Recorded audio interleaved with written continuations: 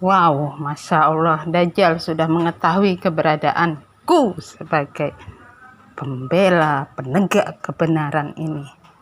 Semua diserang sama Dajjal. Teman-temanku, anak-anakku.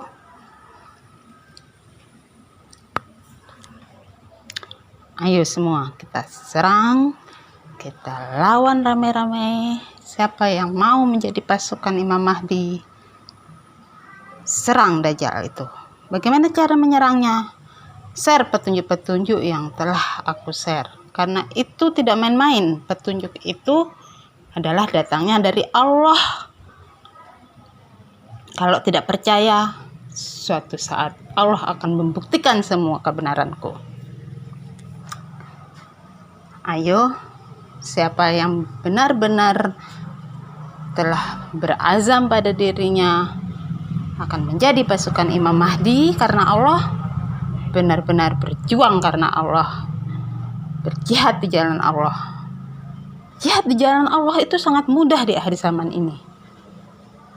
Cukup dengan meng-share apa petunjuk-petunjuk yang telah aku share di dalam grup-grup yang ada.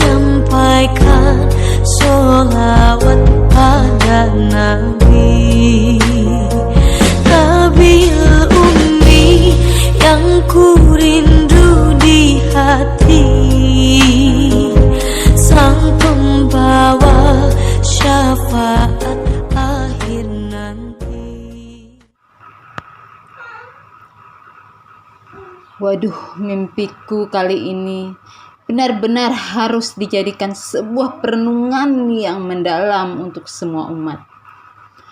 Aku bermimpi ada di sebuah tempat salon khusus perempuan saja. Kemudian di sana aku sangat terkejut berjumpa dengan teman SMP-ku, seorang perempuan yang ingin melamar kerja di salon tersebut. Dalam kenyataannya, temanku ini sebenarnya sudah meninggal dunia. Kira-kira 2 tahun lamanya setelah tamat SMP. Jadi sudah lama sekali sebenarnya. Dalam mimpi itu pun, saat melihatnya, aku bergumam dalam hati. Loh, bukankah dia sudah meninggal? Sambil aku jadi bingung sendiri, kok bisa jumpa dia di sini? Begitu gumamku dalam hati. Setelahnya, aku mendengar di sebelahku berbisik-bisik dengan teman lainnya, berkata, itu dia sudah meninggal, tapi dia ditarik dan dibantu oleh jerangkong. Jerangkong artinya tengkorak. Alangkah kagetnya aku mendengar bisik-bisik di sebelahku tersebut. Lalu aku ajak dia bicara dan dia bilang padaku akan melamar kerja di tempat salon tersebut. Kemudian aku ajak duduk dan ngobrol dengan beberapa orang perempuan lainnya. Entah kenapa langsung aku berkata, jangan lupa baca sholawat. Allahumma sholli ala Muhammad wa ala ali Muhammad. Setelah aku mengucap sholawat, entah kenapa dengan seketika temanku itu hidungnya menjadi besar, hitam pekat, mirip seperti hidung babi. Nauzubillah min dzalik. Setelah itu langsung aku paham apa yang sedang terjadi dengannya. Akhirnya aku arahkan jari telunjukku pada dia terus-terusan sambil membaca sholawat. Dan aku berkata pada dia, kembali sana, kembali sana. Dia sambil ketakutan karena sudah ketahuan rahasianya berkata, ya aku kembali sambil berlari. Namun aku terus kejar dia sambil jari telunjuk aku hadapkan pada dia yang berlari. Sambil aku terus ucap sholawat.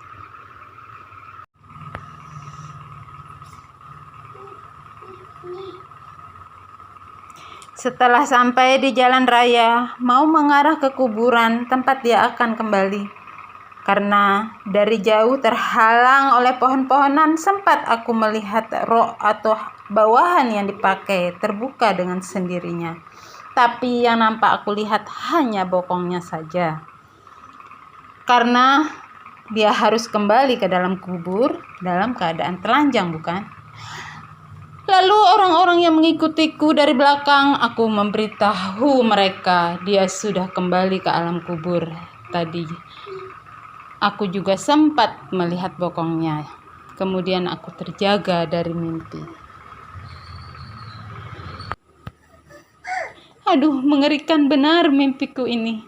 Mungkinkah ini keadaan orang-orang yang meninggal dunia tanpa berbayat pada Al-Mahdi, Imam Mahdi?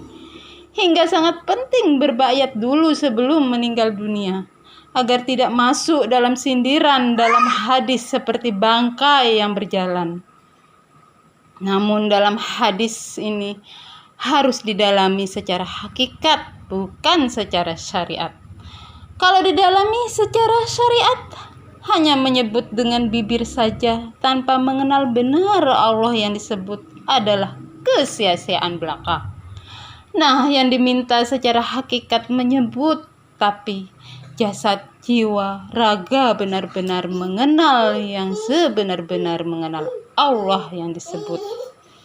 Malah kalau sudah mengenal, itulah yang dikatakan ingat selama-lamanya, terus-menerus, tidak putus-putus. Ini semua tidak bisa dilakukan lewat apapun kecuali lewat berbayat pada Al-Mahdi, Imam Mahdi. Karena bayat Al-Mahdi, Imam Mahdi tersebut, Allah sudah buat secara otomatis langsung bisa mengenal yang sebenar-benarnya mengenal. Inilah yang dikatakan sebagai bukti pengampunan terakhir dari Allah untuk semua umat akhir zaman. Petunjuk dan peringatan. Pada tanggal 9 Februari 2023, aku mendapat petunjuk yang harus aku sampaikan kepada umat akhir zaman. Wahai saudara-saudaraku yang dicintai Allah, dalam tidurku saat itu, aku diminta untuk menyampaikan pesan penting untuk semua umat yang insya Allah bila pesan penting ini benar-benar diamalkan mulai sekarang, akan membuat selamat dari pengeliminasian alam besar-besaran nanti. Sepertinya pengeliminasian alam sudah pasti akan terjadi. Karena ruh Nabi Muhammad SAW pun telah datang dan mengabarkan pada Al-Mahdi, Imam Mahdi dengan bersabda, umat Al-Mahdi, Imam Mahdi hanya sedikit nantinya. Inilah mungkin yang dikatakan dalam Al-Quran, telah datang pemberi petunjuk dan peringatan.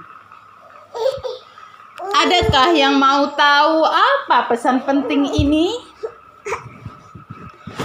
Pesannya adalah perbanyak dan sering-sering mengucap sholawat, yaitu Allahumma sholli ala Muhammad wa ala ali Muhammad. Niat sholawat tujukan pada Muhammad sebagai sosok yang ada di luar diri, yaitu Kanjeng Nabi Muhammad SAW sendiri. Juga Muhammad yang ada di dalam diri, yaitu jasad dan raga kita sendiri. Saat dalam tidurku malam itu, Setelah diminta untuk sampaikan pada umat tentang sholawat itu, lalu aku pun melihat diriku di mimpi berjalan, dan setiap satu langkahku terus aku mengucap sholawat. Sampai akhirnya aku bangun dari tidurku dan terjaga dari mimpi.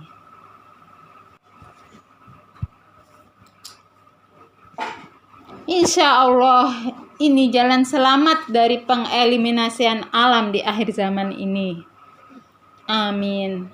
Pastinya banyak yang menyuruh baca sholawat ini, tapi niat membacanya sholawat tersebut belum diketahui. Hingga Allah kabari aku untuk sampaikan pada semua umat. Semoga bermanfaat dan kita semua bisa mengamalkannya hingga kita semua bisa selamat dunia akhirat karena Allah. Amin. Dan pesan Nabi Khidir yang telah berjumpa dengan Al-Mahdi, Imam Mahdi, menyamar jadi manusia biasa di kota Kediri, Lombok adalah perbanyak membaca La ilaha illallah. Ketika aku melihat kalimat La ilaha illallah ini dalam penggalan 4 kata,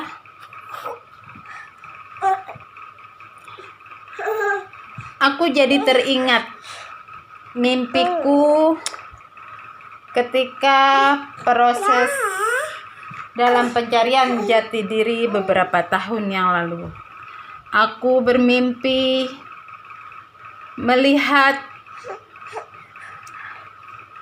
penggalan kalimat La ilaha illallah ini terbang di awang-awang. Kemudian aku mengejarnya dengan berlari di bumi. Terus berlari mengejarnya.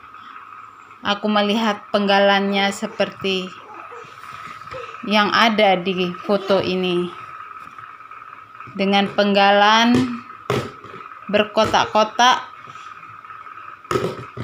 penggalan kata La ilaha illa Allah, seperti itu, beriring kalimat tersebut terbang. Kemudian aku mengejarnya terus melalui darat awalnya hingga kalimat tersebut terbang ke atas laut juga. Aku pun menerjang laut itu dengan berjalan terus. Dengan berjalan aku mengejar kalimat tersebut. Setelah sampai tengah laut, aku berjalan sambil menerobos air laut tersebut. Kemudian belum aku bisa menangkap tulisan tersebut. Saat itu ingin aku tangkap, tapi belum aku bisa menangkap tulisan tersebut. Terburu, aku terjaga dari mimpi. Begitulah proses pencarian jati diriku saat itu. Allah